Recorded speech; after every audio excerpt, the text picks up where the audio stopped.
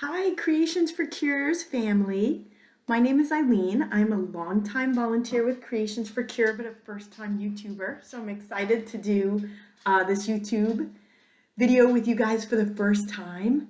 Our project today is going to be making a groundhog puppet in celebration of Groundhog's Day, which is February 2nd.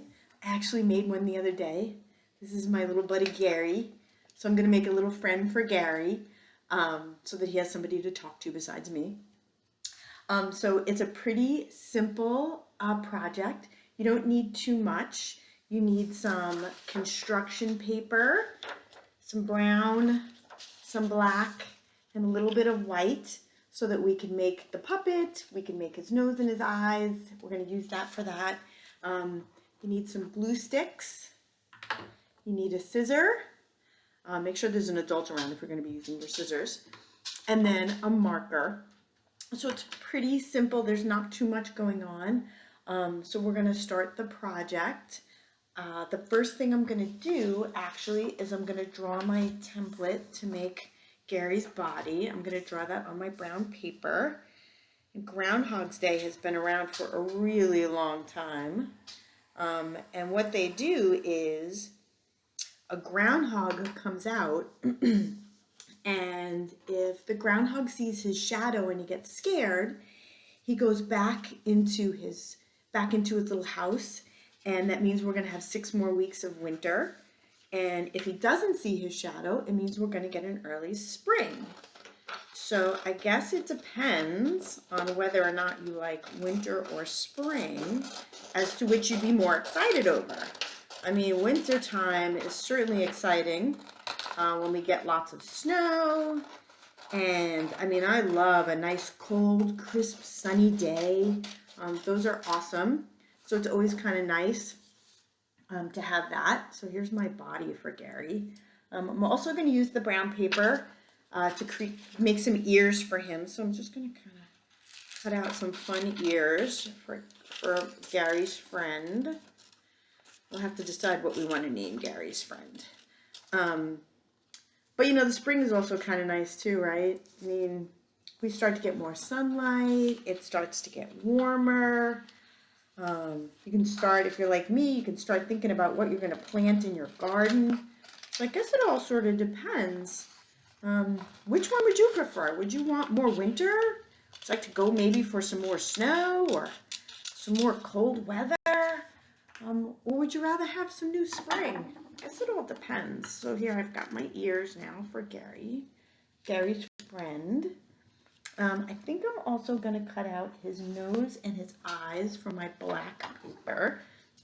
So I have to kind of cut little circles. You know what? I'm going to cut out the white first.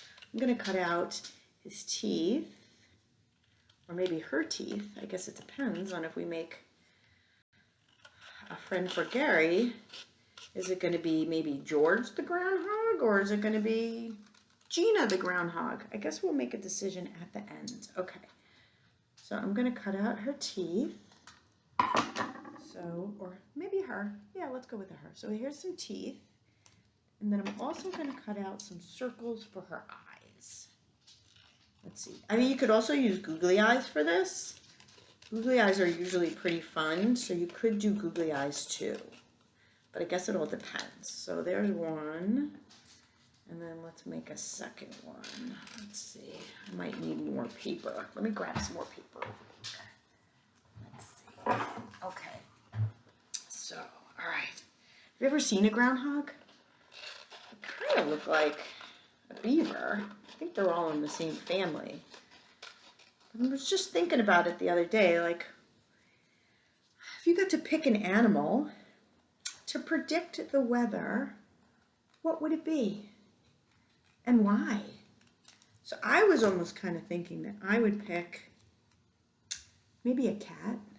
I feel like cats know things. And I think if the cat came out, and if the cat woke up from its nap and it came out and it kind of looked around and then went back for its nap, that we'd probably get more winter. But if the cat got up and started to purr, then we'd probably get spring. So that would be the thing that I think I would If I was going to pick my own animal to predict the weather, I think it would be a cat. I definitely wouldn't pick a dog. I have a dog. His name is Pongo. And I don't think he'd care either way if we were having more winter or spring. So I think a cat would care more. Okay, so what I'm going to do now, oh, I also have to cut out a nose. Let's cut out a nose. Let's see, I'm going to make that nose almost kind of like a little heart shape, almost like a little triangle. Let's see. That's a very big nose, but I think that's going to work. Yeah, I think I'm going to give him a big nose. Okay, so I also need to cut out, I need to make, I have to put some circles on here so I can cut out where I'm going to put the finger holes in there. So this is probably the hardest part, is cutting out these little circles.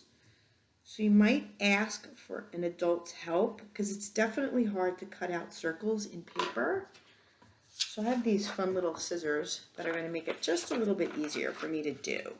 So I'm going to just poke a little hole in here after I drew my little circles. And I'm just going to kind of carefully cut around so I have my little finger holes in there. Okay. All right. There we go. That's pretty good. Oh, these are really nice scissors. But like I said, you know, be careful when you're cutting with scissors. Maybe make sure an adult is around. Okay. Oh, there's one.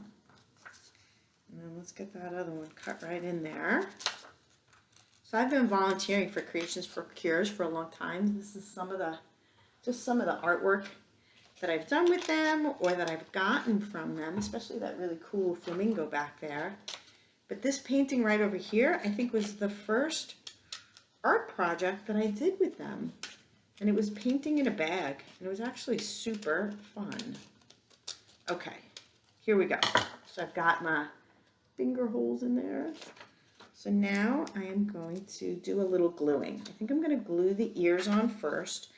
So I'm going to put some glue on the back because that's where I'm going to connect my ears. I'm going to take these ears and I'm going to glue them right on the back with my glue stick. So this is going to be the front. Those will be my ears. Now I'm going to, let's see, I do have to cut out some eyes, some black little circles for the eyes too. I'm going to get those cut out. Okay. And then one more circle, and then I think we're going to be ready to glue everything on, which I think is, at least for me, pretty exciting. Because I'm very excited to make a friend for Gary. Okay. All right, I think I have all my circles. They don't have to be perfect. It's okay if they're not perfect. I actually kind of prefer it a little bit more because I think it's going to give my puppet a little character. Okay, so I'm going to glue these on first. So I'm going to glue my white circles on first. Okay, it's a little glue stick. Glue sticks are the best. Okay, I got my glue stick. So here it's really starting to take a little shape. Got some eye, we got the ears and we have the eyes on there. We've got our puppet holes. I'm gonna glue those on next. So these are gonna be the pupils. And I'm gonna be a little fun and I'm gonna put one over here and then one over here, this way.